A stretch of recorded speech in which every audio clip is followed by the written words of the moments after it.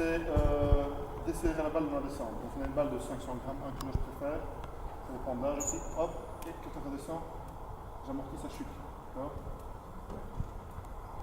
Je fais ça en fonction du nombre de lancers qu'ils ont fait. Donc s'ils font 100 lancers, je vais en faire plus. S'ils ont fait 10 lancers sur le match, je vais en faire un peu moins. Plus on fait de lancers vers l'avant, plus je vais faire de l'exercice. Ça c'est une chose que je vais faire. Je fais une série, je fais une série d'élastiques. Dans ma série d'élastiques, je fais seulement ce que j'appelle des reverse. C'est-à-dire tout ce qui est négatif.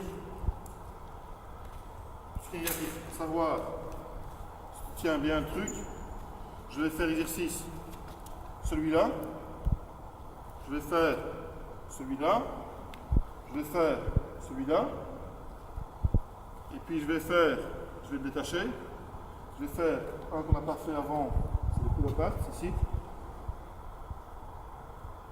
puis je vais faire les no monies. Comment tu montes là? Ici, je pense que c'est ça.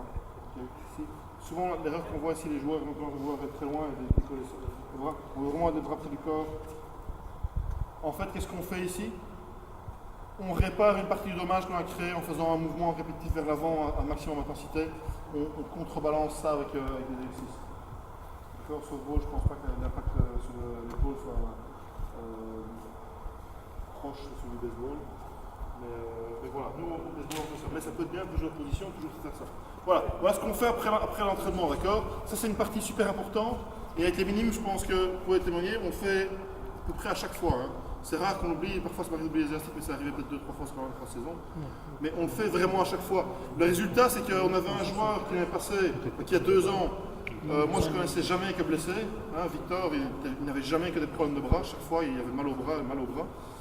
C'était une question de croissance, j'en sais rien. Ce qui est sûr, c'est que l'année passée, il ne s'est pas plaint une fois du bras. Il a lancé, chaque fois qu'il a dû lancer, il a lancé, sans aucun problème. La fois après avoir lancé, il était prêt à relancer de nouveau. Il était vraiment en bonne santé. On n'a pas eu de problème de bras pour dire cette année-ci. Il y a toujours des problèmes de bras, d'accord? C'est un sport où voilà, le mouvement de baseball, c'est pas forcément naturel. Il y aura toujours des problèmes de bras à un moment donné. Et au plus les joueurs vont lancer fort, au plus il y aura des problèmes de bras. Donc il n'y a pas une technique miraculeuse pour ne pas être blessé. Ne pas lancer fort, mais pas lancer fort, vous n'allez pas jouer très haut. Donc si vous voulez jouer très haut, ça va, vous serez blessé à un moment donné. Tous les sportifs qui jouent à un certain niveau sont blessés, particulièrement au baseball et au bras. Ok, il me reste 30 minutes. J'ai beaucoup à couvrir ces 30 minutes, donc je vais aller à l'essentiel.